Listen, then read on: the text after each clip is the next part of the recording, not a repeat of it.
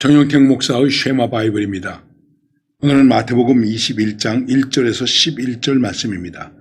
그리고 우리가 드릴 찬양은 36장 주 예수 이름 높이요. 이 찬양을 함께 드리실 수 있기를 바랍니다.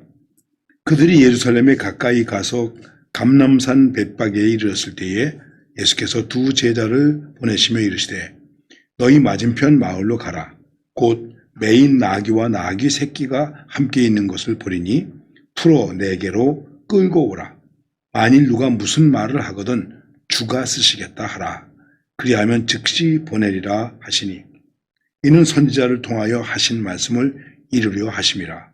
일렀으되 시온 딸에게 이르기를 내 왕이 내게 임하나니 그는 겸손하여 나귀 곧 멍에 매는 짐승의 새끼를 탔도다 하라 하였느니라.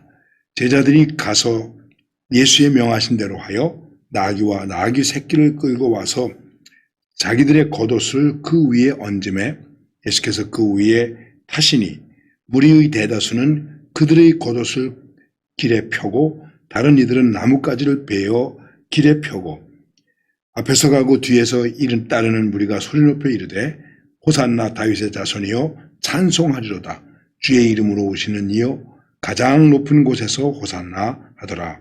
예수께서 예루살렘에 들어가시니 온 성이 소동하여 이르되 이는 누구냐 하거늘 무리가 이르되 갈릴리 나사렛에서 나온 선지자 예수라 하니라. 여러분 너무나 잘 아시는 말씀입니다.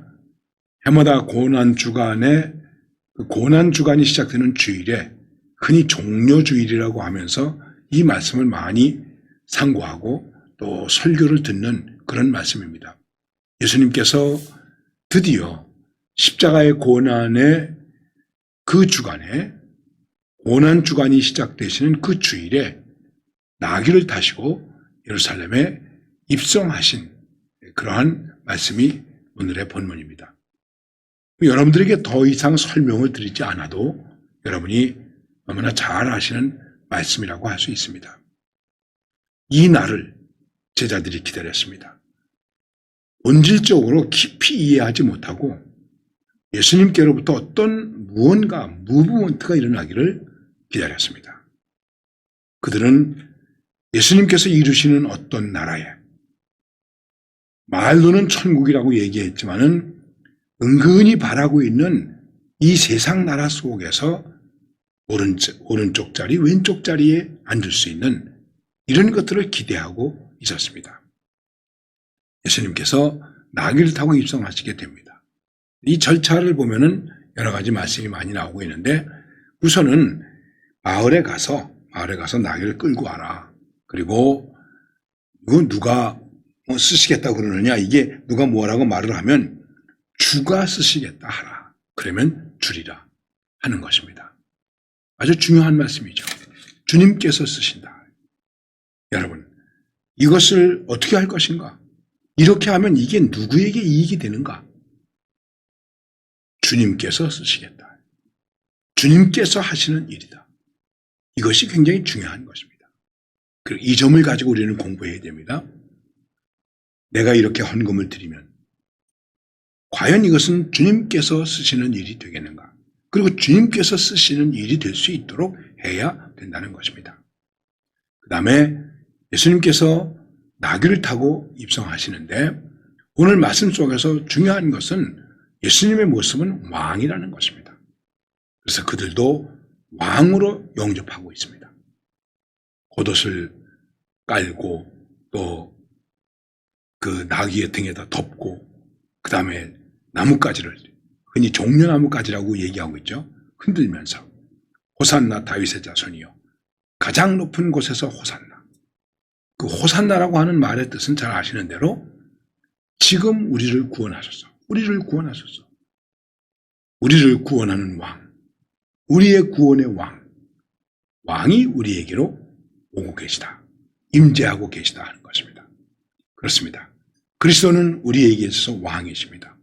그렇기 때문에 주님께서 우리에게 내가 쓰겠다. 그러면 우리는 어떻게 되겠습니까? 다 내놓아야 되는 것입니다. 그리고 이 왕을 언제든지 우리는 영접해야 됩니다. 환영해야 됩니다. 그 이름을 영접하는 자에게 하나님의 자녀가 되는 권세를 주신다고 말씀하셨습니다. 그리고 이렇게 들어오시는 예수님의 왕의 모습 속에서 우리가 생각할 수 있는 것이 있습니다. 거의 예외 없이 본문에 있는 말씀대로 나귀를 타고 입성하시는 예수님에게 대해서 이렇게 말하고 있습니다.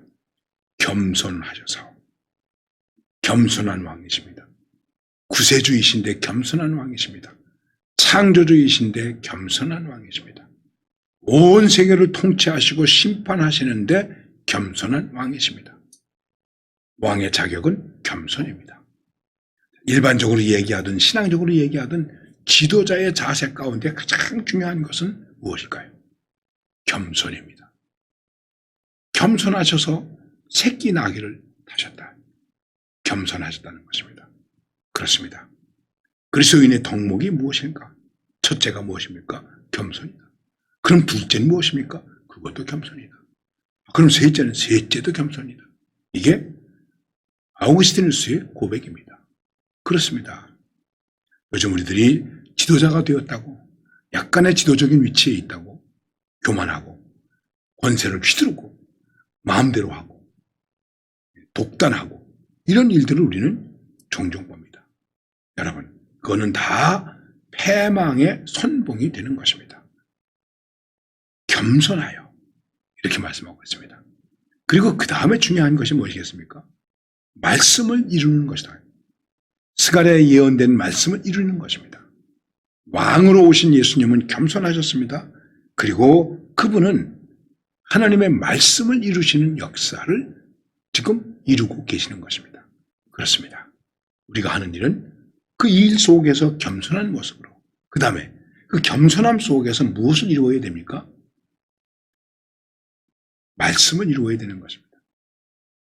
말씀. 주님의 말씀이 내게서 어떻게 이루어지는가? 주님은 오늘도 나에게 어떻게 말씀하고 계시는가? 그 말씀과 함께하는 삶이 오늘도 내 삶 속에서 계속해서 이루어지고 있는가 하는 것입니다. 이 모습을 보고 사람들이 놀랐습니다. 이게 어떻게 된 거냐? 그리고 그들은 말합니다. 아니, 갈릴리 나사렛에서 온 선지자 예수가 아니냐? 예수님을 그들은 구세주로 생각하지 않고 자기들의 눈으로 본 자기들의 기준 속에서 그 나사렛 시골에서 온 한 선지자. 그래도 상당히 선지자로 생각했으면 조금 존경하는 모습이 있었을 것입니다. 그러나 예수님은 물론 선지자이시지만은 우리의 왕이십니다. 구원의 왕이십니다. 말씀을 이루시는 왕이십니다. 겸손한 왕이십니다. 바로 이 예수님을 영접하고 그 예수님을 환영하고 그 예수님을 찬송하고 그 예수님을 높이면서 사는 것입니다. 그러면서 우리는 더 간절하게 또한 이렇게 부르짖어야 됩니다. 호산나. 지금 우리를 구원하소서.